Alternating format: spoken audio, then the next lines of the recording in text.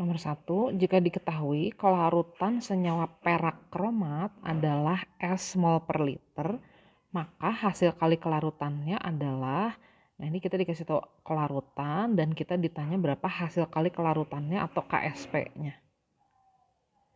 Yang pertama kita harus tahu dulu perak kromat itu apa. Nah, perak kromat itu terdiri dari ion perak Ag muatannya +1 dan ion kromat. Ion kromat ion CrO4 muatannya 2-. Jadi perak kromat rumus molekulnya kayak begini. Nah, perak kromat ini sukar larut. Dia bisa larut maksimal pada saat jumlah yang bisa larutnya udah maksimal, dia akan terurai jadi ion-ionnya seperti ini. Kalau kita punya perak kromat sejumlah M mol per liter, nah nggak semuanya larut jadi ion-ionnya, nggak semua terurai. Yang terurai itu hanya sejumlah, anggap aja S, karena tadi dikasih tahu kelarutannya S. Kalau gitu jumlah ion perak yang akan terbentuknya pasti 2S, karena koefisien peraknya di sini 2. Ion kromatnya berapa? Ion kromatnya hanya sejumlah S, karena koefisiennya 1 di sini. Jadi nanti pada saat jenuh atau jumlah yang bisa larutnya maksimal, kita akan punya 2S mol per liter ion perak dan S mol per liter ion kromat. Nah, sementara perak kromatnya biasanya dianggap tetap jumlahnya sama seperti awal karena saking sedikitnya yang terurai. Nah, kalau kita mau menghitung berapa tetapan kesetimbangan reaksi yang ada di atas itu, caranya kita kalikan konsentrasi ion-ion yang ada di sebelah kanan persamaan ya. Ingat prinsip menghitung ketuntasan reaksi atau ini kesetimbangan. Saya baru sadar ini kok saya nulisnya oksalat ya, harusnya kromat. Dipangkatkan koefisiennya masing-masing. Nah, cuman karena reaktannya di sini solid, jadi dia tidak dilibatkan dalam perhitungan tetapan kesetimbangan atau ketuntasan reaksi. Kita masukkan konsentrasi Ag-nya di sini diperoleh sejumlah 2S, 2 kali kelarutannya. Kromatnya sejumlah S. Jadi KSP-nya 4S pangkat 3. Nah, nomor 1 jawabannya itu. Nomor 2, di antara senyawa-senyawa berikut ini yang paling sukar larut yang mana? Nah, yang paling sukar larut itu berarti yang kelarutannya terkecil atau terendah. Jumlah yang bisa larutnya paling kecil.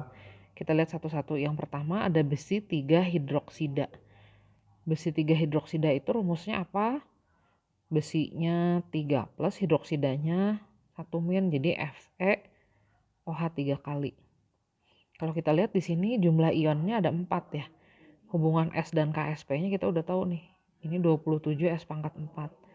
Nah, 27S pangkat 4 di situ akan sama dengan 2,8 kali 10 pangkat min 39.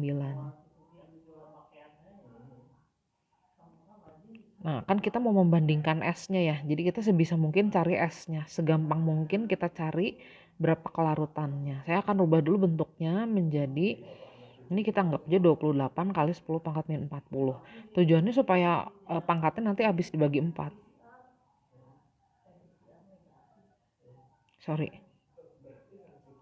Nah, jadi kelarutannya nanti kalau kita hitung 1 kali 10 pangkat min 10 akar pangkat 4 dari 28 per 27 gitu ya. Nah, nggak apa-apa, nggak usah dihitung sampai akhir, sampai situ aja. Nanti kita akan bandingkan dengan kelarutan-kelarutan senyawa yang lain. Sekarang kita lihat pilihan yang B. Yang B larutannya itu atau senyawanya adalah kalsium fosfat. KSP-nya 1,3 kali 10 pangkat min 26. Kalsium fosfat terdiri dari ion kalsium dan ion fosfat. Ion kalsium muatannya 2 plus fosfat 3-. Jadi kalsium fosfat, rumus molekulnya seperti ini. Ini 5 ion ya di sini. Jadi hubungan kelarutan dan hasil kali kelarutannya bisa langsung kita gunakan yang ini. Nah, KSP-nya tadi adalah 1,3 kali 10 pangkat min 26. Nanti kita atur dulu supaya pangkatnya habis dibagi 5. Nah, ini kita jadiin 10 pangkat min 25 aja ya. Nah, supaya jadi 10 pangkat min 25, berarti ininya kita ganti jadi 0,13. Sebentar.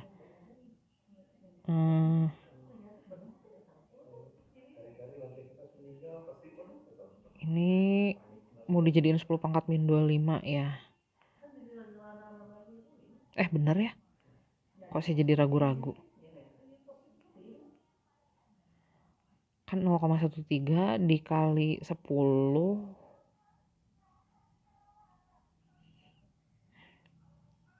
This is confusing. Kita anggap gini aja. Jadi ini 10 pangkat min 25 kan harus dikali 10 pangkat min 1. Nah, yang di bagian depannya berarti harus gini dong ya.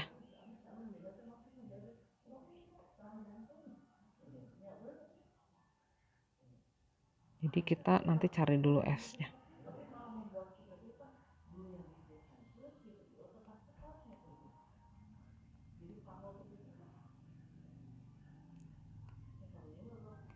Nah, jadi kelarutannya 10 pangkat min 5 akar pangkat 5 dari 0,13 per 108. Oke, lanjut yang C. Yang C larutannya itu aluminium fosfat. Aluminium muatannya 3+, fosfat muatannya 3-. Jadi aluminium fosfat ini sebenarnya 2 ion ya. Jadi hubungan S dan KSP-nya itu sama dengan S kuadrat. KSP-nya itu 9,8 kali 10 pangkat min 21. Nah, supaya kita gampang mengakarkannya, kita rubah dulu aja bentuknya. Ini kita jadikan 0,98 kali 10 pangkat min 20. Berarti kelarutannya 10 pangkat min 10 akar 0,98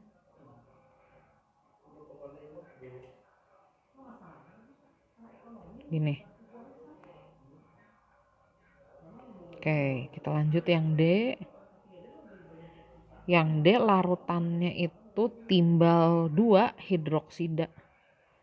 Berarti timbalnya muatannya 2+, hidroksida muatannya 1-. Ini 3 ion nih total.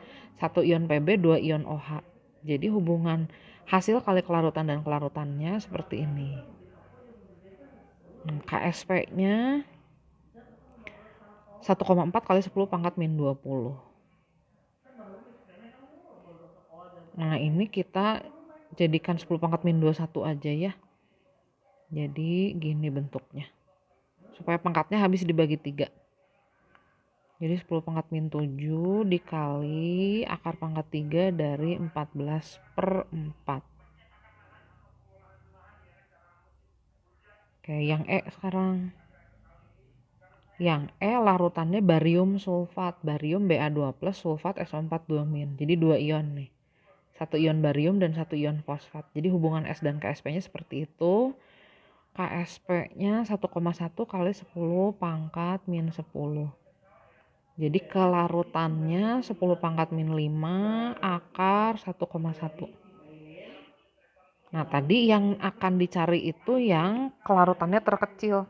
Kita lihat satu-satu nih, 10 pangkat min 5, 10 pangkat min 7, 10 pangkat min 10, 10 pangkat min 5, atau 10 pangkat min 10 lagi. Ada 2 kandidat nih 10 pangkat min 10. Nah, tinggal kita lihat. Kalau besi 3 hidroksida 10 pangkat min 10-nya dikalikan akar pangkat 4 dari kurang lebih angkanya 1. Kalau yang ini mana tadi 10 pangkat min 10 akarnya akar dari 1. Kalau yang tadi kan akar pangkat 4, pasti yang atas lebih kecil ya. Jadi kesimpulannya yang kelarutannya paling kecil itu ini. Jadi besi 3 hidroksida. Karena pasti nih nanti nilai akar ini lebih kecil daripada nilai akar dari ini.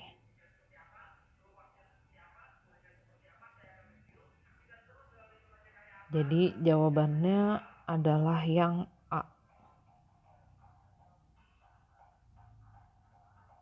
Nomor 3. Pada suatu keadaan tertentu, jumlah maksimal timah 2 hidroksida yang dapat larut dalam 100 ml larutannya adalah 1,52 kali 10 pangkat min 5 mg. Itu berarti massa yang bisa larutnya ya. Jika massa molekul relatif timah 2 hidroksida, maksudnya MR-nya adalah 152, maka nilai KSP-nya berapa? Pertanyaannya begitu. Nah, dari data-data ini kita bisa menghitung dulu berapa kelarutannya. Ingat, kelarutan itu adalah jumlah mol zat larut yang bisa larut dalam tiap 1 liter larutannya. Nah, sementara jumlah mol itu adalah perbandingan massa dengan MR. Jadi kita hitung dulu berapa kelarutannya. Tadi jumlah yang bisa larutnya itu adalah 1,52 kali 10 pangkat min 5. Satuannya miligram, nggak apa-apa nanti kita masukin volumenya dalam mililiter aja. MR-nya 152, volumenya 100 ml. Nah, ini kalau dihitung jadi 10 pangkat min 2 kali 10 pangkat min 5, 10 pangkat min 7, 10 pangkat min 7 dibagi 10 pangkat 2 lagi jadi 10 pangkat min 9 ya. Depannya pasti ada angka satunya. Nah, sekarang kita ditanya berapa KSP-nya dari SnOH 2 kali. Ini dia terdiri dari 3 ion ya. Berarti hubungan S dan KSP-nya udah pada tahu kan ya. Hubungan S dan KSP-nya itu adalah KSP-nya itu sama dengan 4S pangkat 3. Jadi 4 dikali 1 kali 10 pangkat min 9 pangkat 3. Jadi 4 dikali 10 pangkat min 27.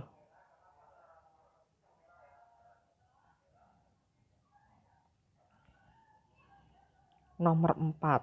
Pada pH 9 plus log 5, jumlah magnesium hidroksida yang dapat larut itu adalah udah maksimal. Jadi dia sudah mencapai kejenuhan atau jumlahnya udah nggak bisa nambah lagi. Kita ditanya hasil kali kelarutannya pada saat itu.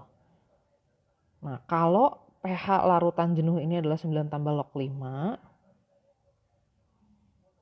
berarti POH-nya itu adalah 5 dikurangi log 5 ya, 14 dikurangi dikurangi pH. Berarti konsentrasi ion OH- pada saat itu adalah 5 kali 10 pangkat min 5. Nah, kita ditanya hasil kali kelarutannya pada saat itu. Nah, kalau kita punya larutan jenuh MgOH 2 kali, ini dia terurai jadi ion Mg2+ dan 2 ion OH- ya. Terurai sebagian tentu. Kalau kita misalkan jumlah yang bisa larutnya sejumlah S, berarti kelarutan atau konsentrasi ion OH-nya itu adalah 2S. Ini berarti 2S. Nah, kalau kita pengen tahu S-nya berapa, bagi 2 aja. Berarti 5/2 dikali 10 pangkat min 5. Nah, kalau kita ditanya berapa KSP-nya, KSP-nya itu adalah, kita bisa langsung pakai hubungan S dan KSP, atau kalau lupa lihat dari sini bisa.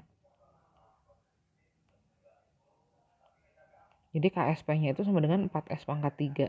Tinggal kita hitung, masukkan S-nya.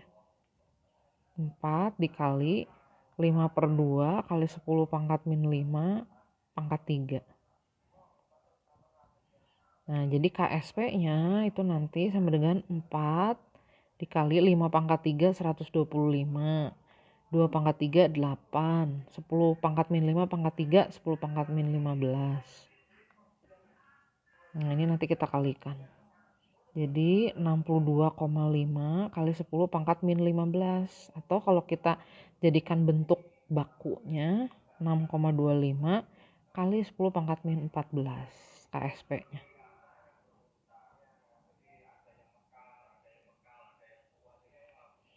Nomor 5.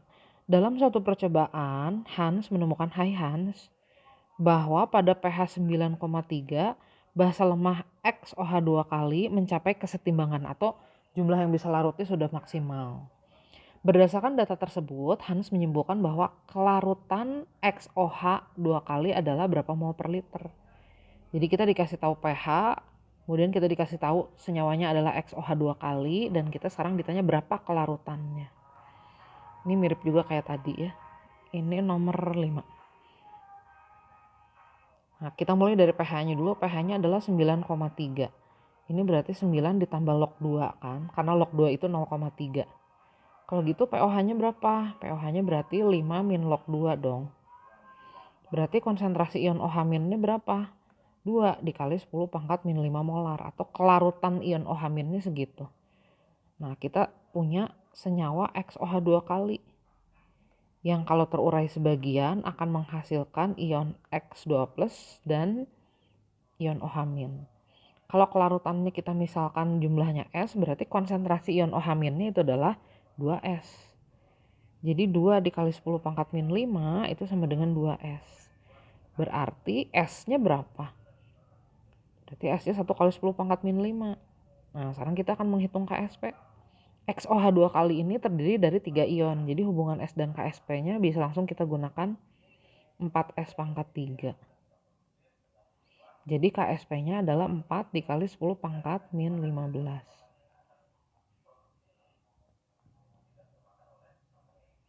Oh, kita ditanya kelarutannya aja ya. Oh, berarti bukan sampai KSP-nya, cuma sampai kelarutan, berarti cuma sampai sini aja.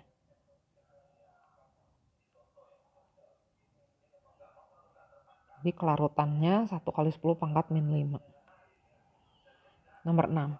Kelarutan perak klorida dalam natrium klorida 0,2 molar adalah 5 kali 10 pangkat min 10. Kita ditanya berapa kelarutannya dalam air murni. Oke, kita berarti sekarang punya perak klorida dalam natrium klorida. Perak klorida itu rumusnya adalah AgCl dalam natrium klorida. Perak klorida ini senyawa yang sukar larut, jadi dia hanya larut sebagian, jadi ion perak dan ion klorida. Jumlah yang bisa larutnya bisa kita misalkan anggap aja S mol per liter. Nah, kalau natrium klorida ini senyawa yang mudah larut, jadi dia larut seluruhnya jadi ion-ionnya. Kalau natrium kloridanya 0,2 molar, kita lihat dulu benar nggak ya 0,2 molar tadi? Oh benar. Berarti nanti seluruhnya akan terurai menjadi ion-ionnya. Jadi nanti akan ada 0,2 molar ion Na dan 0,2 molar ion Cl-. NaCl-nya udah nggak ada, udah habis. Nah, nilai KSP dari AgCl itu akan selalu tetap. Kelarutannya aja yang berubah. Konsentrasi ion Ag dalam ion senama ini akan tetap S aja, nggak ada tambahan. Nah, kalau konsentrasi ion Cl- jadi ada tambahan. Jadi S mol per liter ditambah 0,2 mol per liter. Nah, ini kalau kita hitung, ini kan pasti akan diabaikan ya. Katanya nilai kelarutannya itu diketahui di soal. Kelarutannya adalah 5 kali 10 pangkat min 10. Jadi gini. Nah, berarti kita dapat KSP-nya. KSP-nya itu adalah 1 kali 10 pangkat min 10 kalau dihitung.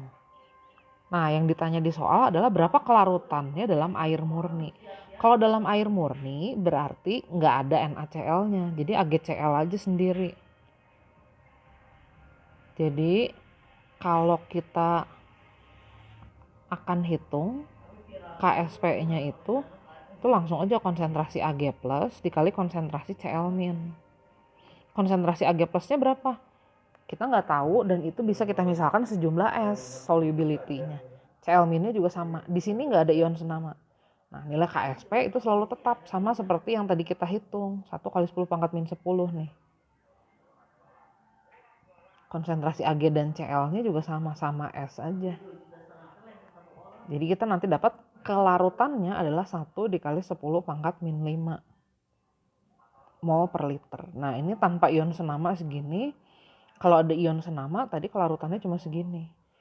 Jadi memang terbukti ion senama itu akan mengurangi kelarutan. Jadi jawabannya 1 kali 10 pangkat min 5. Nomor 7. Kelarutan kalsium hidroksida itu CaOH2 kali yang MR-nya 74 dalam air pada suhu tertentu adalah 1,85 gram per liter. Itu berarti massa yang dapat larutnya 1,85 gram, volumenya 1 liter. Nah, sekarang kita ditanya berapa kelarutannya dalam larutan ber-pH 13. Maksudnya gimana sih? Nah ini berarti kelarutan dalam ion OH yang jumlahnya 10 pangkat min 1 molar. Ya kan, pH 13 berarti dalam larutan itu ada ion OH min yang jumlahnya 10 pangkat min 1 molar. Jadi anggap aja itu ion senamanya. Oke, yang pertama. Ini nomor berapa tadi? Nomor 7. CaOH 2 kali ini kita hitung dulu berapa kelarutannya.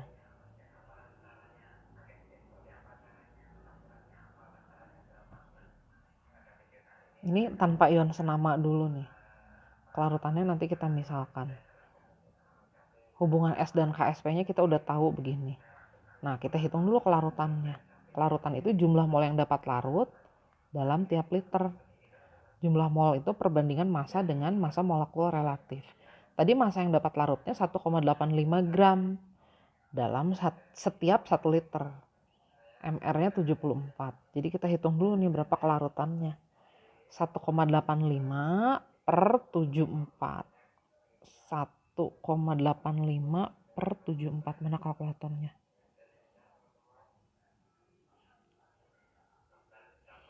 0,025 ya.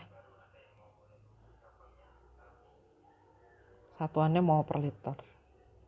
Nah dari sini kita bisa menghitung dulu berapa KSP-nya. Berarti KSP-nya 4 dikali 25 kali 10 pangkat min 3 lah ya. Saya ganti jadi gitu ya. Nah KSP-nya segitu. Nah sekarang kita melarutkan CaOH 2 kali dalam ion senama yang ber-pH 13 atau mengandung ion OH min sejumlah 10 pangkat min 1 molar. Nah kelarutannya nanti akan berubah pasti. Jadi nanti ada ekstra ion OH min lagi dari larutan ber-pH 13. Ini 0,1 molar atau 10 pangkat min 1 molar. Nah nilai KSP itu akan selalu tetap. Cara mencarinya juga tetap sama. Konsentrasi Ca2+ dikali konsentrasi ion OH min kuadrat. KSP-nya tadi bentuknya masih kayak gitu tuh.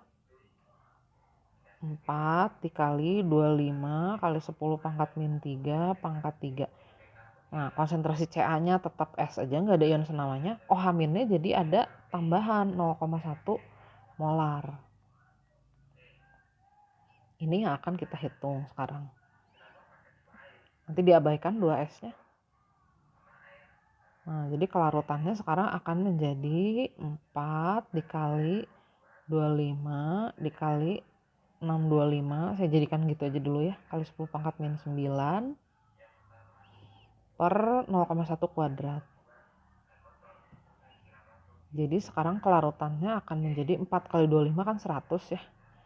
100 kali 10 pangkat min 9 berarti 10 pangkat min 7 dibagi 10 pangkat min 2 berarti 625 kali 10 pangkat min 5. Nah yang ditanya adalah kebetulan kelarutan tapi dalam satuan gram per liter. Jadi sebenarnya kita ditanya berapa massanya. Nah ingat kelarutan itu jumlah mol per volume ya. Massa per mr per volume. Kelarutannya 625 kali 10 pangkat min 5. MR-nya kita masih membicarakan senyawa yang sama, CaOH 2 kali. MR-nya 74, volumenya 1 liter. Nah jadi massanya kita hitung 625 kali 74.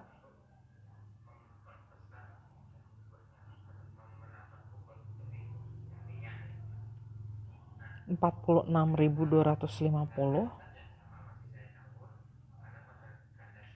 kali 10 pangkat min 5, nah satuannya gram. Atau kalau mau kita menjadikan bentuk baku jadi 4,625 kali 10 pangkat min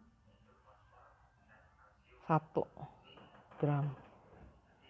Atau 0,4625.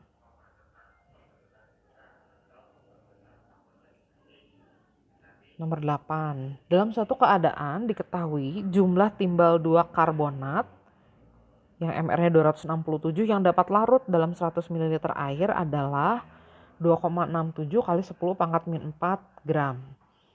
Dari situ kita bisa hitung dulu berapa kelarutannya.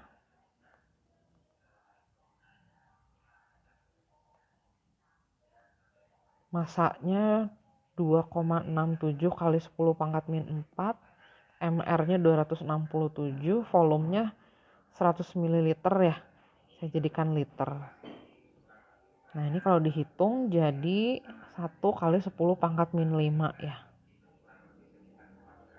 Nah, timbal 2 karbonat itu rumusnya PbCO3. Ini kalau terurai jadi 2 ion aja nih. Pb2+ dan ion karbonat. Berarti KSP-nya S kuadrat ya. Karena hanya 2 ion hubungan S dan KSP-nya gitu. Jadi KSP-nya 10 pangkat min 5 kuadrat. Jadi 1 kali 10 pangkat min 10. Sampai sini kita udah dapat KSP. Nah, sekarang kita diminta mengecek campuran 1, 2, dan 3 ini mengendap atau enggak. Dalam setiap campuran ada ion Pb dan ada ion CO3. Nah, di PbNO3, Pb-nya ada 1 ion. Dalam Na2CO3, CO3-nya juga ada 1 ion. Berarti konsentrasi masing-masing ionnya sama segitu. Nah, kita tinggal cek berapa QC-nya atau kadang-kadang disebut QSP-nya. QSP dari siapa? Dari PbCO3. Cara menghitungnya gimana? Konsentrasi Pb2+ dalam setiap campuran dikali konsentrasi CO3 2-. Nah, konsentrasi itu adalah jumlah mol dibagi volume total kan ya. Kita lihat dulu campuran yang pertama. Di campuran yang pertama kita punya masing-masing 50 ml dan 150 ml larutan yang digabungkan. Nah, Pb2+-nya sama kayak Na2CO3-nya 1 kali 10 pangkat min 4 molar. Jadi jumlah molnya 50 kali 10 pangkat min 4. Kalau ini 150 kali 10 pangkat min 4. Nah, ini kalau kita hitung QSP-nya jadi ini 5 kali 10 pangkat min 3 dibagi 200 dikali 15 kali 10 pangkat min 3 per 200. Berarti 2,5 dikali 10 pangkat min 5 dikali 7,5 dikali 10 pangkat min 5. Berapa sih 2,5 kali 7,5? Biar nggak salah. 18,75 ya. 18,75 kali 10 pangkat min 10. Atau ini sama dengan 1,875 dikali 10 pangkat min 9. Nah, ini KSP-nya.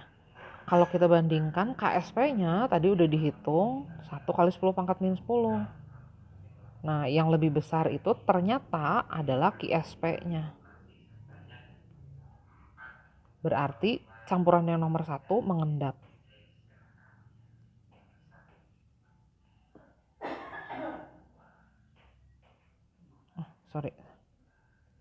Ini mengendap.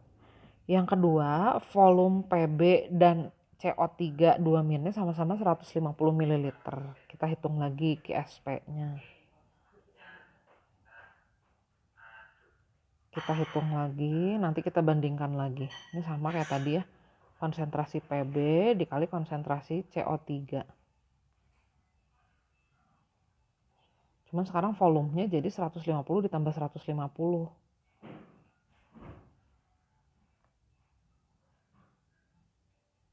Jumlah mol ion Pb-nya berarti 150 kali 10 pangkat min 4 dikali 150 kali 10 pangkat min 4. Ini jadi 150 dibagi 300, 1/2 aja. Jadi 0,5 dikali 10 pangkat min 4 dikali, ini juga sama. 0,5 kali 0,5 berarti 0,25 kali 10 pangkat min 8 atau 2,5 kali 10 pangkat min 9. Nah, KSP-nya kan sama tadi ya. 1 kali 10 pangkat min 10 udah kita hitung. Ternyata yang lebih besar tetap QSP-nya.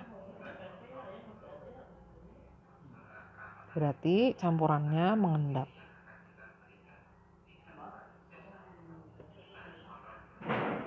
Nah, yang ketiga kita hitung lagi QSP-nya.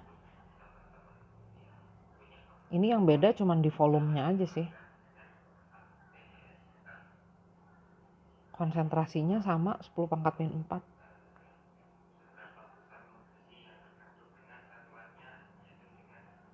Volumenya aja nih sekarang jadi volumenya 200 dan 100.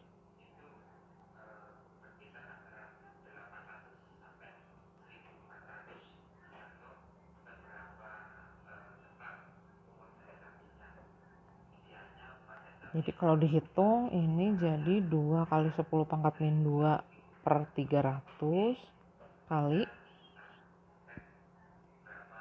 1 kali 10 pangkat min 2 dibagi 300. Ini jadi 2 per 3 kali 10 pangkat min 4 dikali 1 per 3 kali 10 pangkat min 4. Jadi 2 per 9 kali 10 pangkat min 8. Nah, supaya dapat angka desimal, jadi biar gampang ngebandinginnya ya kita hitung aja 2 per 9 itu berapa. 0,22 ya. Atau 2,2 kali 10 pangkat min 9. KSP-nya 1 kali 10 pangkat min 10. Di sini KSP tetap lebih besar dari KSP, jadi campuran yang ketiga juga tetap mengendap. Jadi ketiganya mengendap ini. Nomor 9. Sebanyak 100 ml larutan NH3 0,1 molar dicampurkan dengan MgNO3 0,1 molar. Nah, nanti diketahui akan terbentuk kesetimbangan antara ion Mg dan ion OH. Nah, sepintas kita pasti nggak ngerti nih dari mana OH-nya.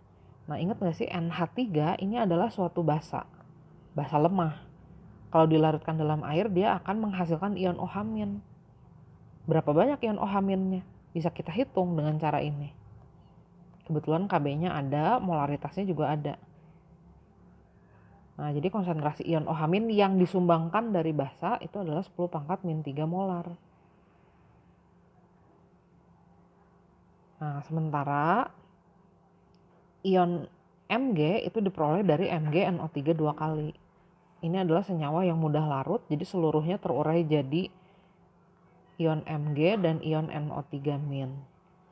Kalau MgNO3-nya 0,1 molar, berarti nanti akan terbentuk 0,1 molar ion Mg2+ dan 0,2 molar ion NO3. Nah, kita tinggal mengecek nih apakah komposisi ion OH- dan Mg2+ yang seperti ini akan mengendap atau enggak. Nah, yang akan kita hitung sama. Kita akan menghitung berapa QSP-nya. Atau QC-nya sama aja sih. Dari MgOH 2 kali. Nah, konsentrasi ion Mg-nya tadi diperoleh adalah 0,1 molar. Itu berarti 0,1 mol per 1 liter ya. OH-nya tadi konsentrasinya 1 kali 10 pangkat min 3, berarti 1 kali 10 pangkat min 3 mol per liter juga. Nah, volume total larutannya tadi karena saya asumsikan masing-masing 1 liter, kita anggap aja jadi 2 liter. Nah, ini kalau dihitung berarti QSP-nya ini jadi 5 kali 10 pangkat min 2 dikali, ini ada kuadratnya ya. Ini jadi 5 kali 10 pangkat min 4 kuadrat. Atau kalau kita hitung nanti jadi 125 kali 10 pangkat min 10. Atau 1,25 kali 10 pangkat min 8. Sementara KSP-nya kita lihat di persamaan. KSP-nya itu 5,61 kali 10 pangkat min 12. Nah, mana yang lebih besar? Tentu QSP-nya ya. Karena QSP-nya lebih besar dari KSP, maka campuran ini mengendap. Jadi nomor 9 jawabannya mengendap karena Ksp-nya lebih besar. Nomor terakhir, gelas A berisi campuran 50 ml NH3 0,4 molar dan 25 ml H2SO4 0,2 molar. Kita lihat dulu aja apa yang ada di gelas A ini ya. Oh, ini ada asam dan basa. Asam dan basa pasti saling bereaksi. Kebetulan karena ini basanya adalah amonia, berarti nanti asam dan basanya akan menghasilkan garam amonium. Nah, NH3-nya 50 ml 0,4 molar berarti 20 milimol. H2SO4-nya 25 ml 0,2 molar berarti 5 milimol. Nah, kalau dihitung di sini berarti reaksi pembatasnya adalah H2SO4. Sehingga nanti di akhir reaksi yang terjadi di gelas A, kita punya NH3, suatu basa lemah. Penguraiannya diabaikan karena saking sedikitnya. Dan kita punya garam amonium sulfat. Nah, kalau amonium sulfat kan dia terurai seluruhnya ya. Jadi ion amonium dan ion sulfat. Kalau amonium sulfatnya 5 milimol, nanti seluruhnya akan terurai. Nanti kita akan punya 10 milimol ion NH4+ dan 5 milimol ion SO4. Nah, perhatikan di sini akan ada pasangan asam basa konjugasi. Ada basa lemah dan asam konjugasi. Keduanya akan membentuk larutan penyangga basa. Nanti akan dihasilkan ion OH- sejumlah ini bisa kita hitung.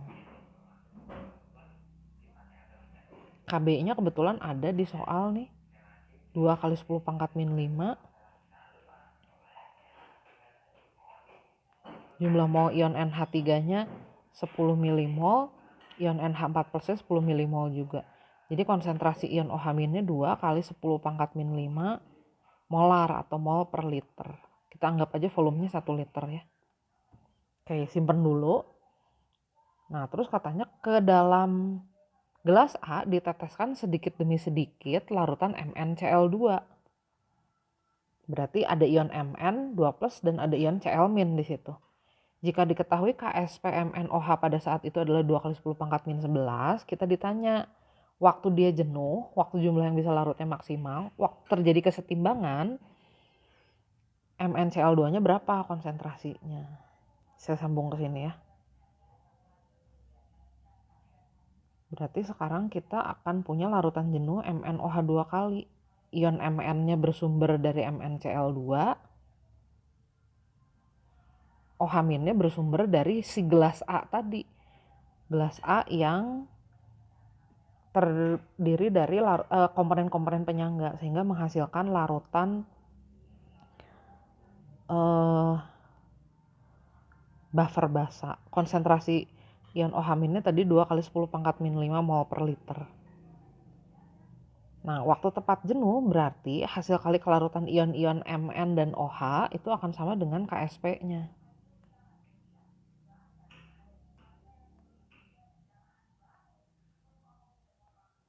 Ksp-nya 2 kali 10 pangkat min 13. Konsentrasi Mn2+-nya kita nggak tahu.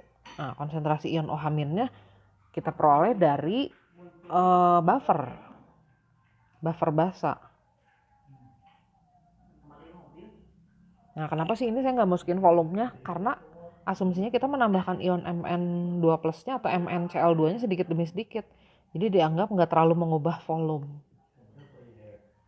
Nah, ini kalau dihitung nanti kita akan memperoleh konsentrasi ion Mn2+-nya 0,5 kali 10 pangkat min 3 molar.